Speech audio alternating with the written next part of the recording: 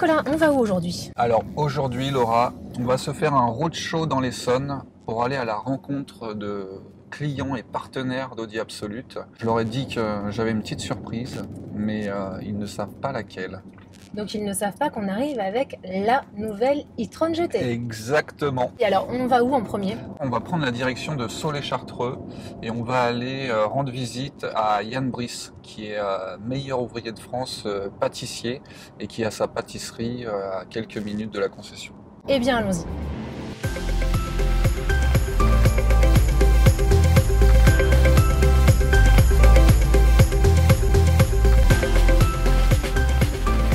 Je t'en prie. Bonjour Yann.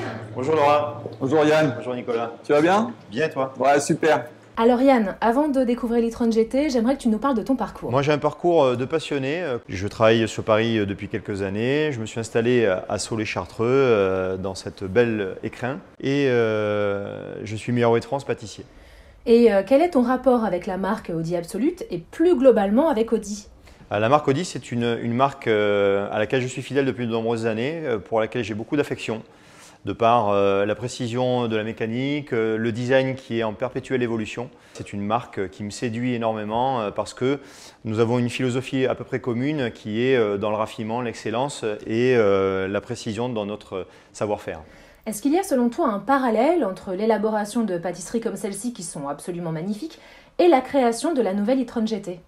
Une voiture peut prendre du temps, de la recherche. Il y a une notion de design qui est très importante, à laquelle je suis sensible chez Audi.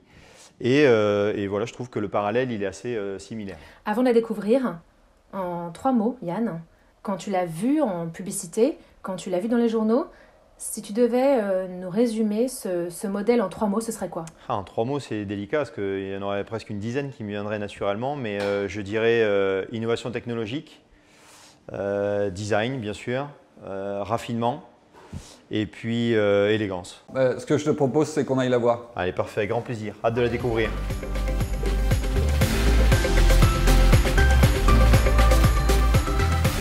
Tu as vu cette face avant? Donc magnifique. cette largeur avec cette signature lumineuse des phares où tu retrouves la touche bleutée Ouais, et puis du Matrix LED laser. Ça a même une agressivité, ça impose tout en étant raffiné et élégant, c'est juste magique. C'est magique. Tu as des entrées d'air avec ces radars pour la conduite semi-autonome. Voilà. On retrouve la calandre single frame d'Audi, vraiment là, très écrasée, élargie, qui donne vraiment cette robustesse et cette sportivité à la voiture. On n'a plus les nids d'abeilles, donc tu as vu, il y a quand même une structure qui est dessinée, mais on est sur quelque chose d'obstrué pour la pénétration dans l'air.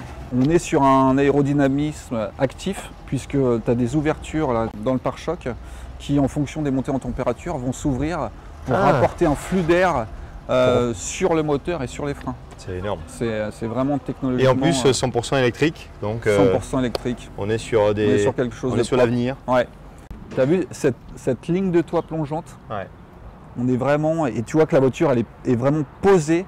Ça fait 1,41 m. Ça fait quasi 2 cm plus bas qu'une A7 Sportback. On est vraiment avec ce système, tu vois, des entrées d'air, système de refroidissement. Pour une bonne aérodynamique, même jusqu'aux soins des jantes qui sont vraiment qui se fondent dans la masse, qui sont élégantes, d'une élégance. Tout à fait. Moi, mon coup de cœur, regarde cette face arrière, regarde les épaules. Les épaules de la voiture. C'est impressionnant. Puis c'est nouveau cette ligne complète de feu là. Elle est magnifique. C'est toujours des coups de cœur. Eh bien écoute, merci pour tout Yann. On va aller voir Didier qui nous attend. À bientôt, au revoir. Ciao.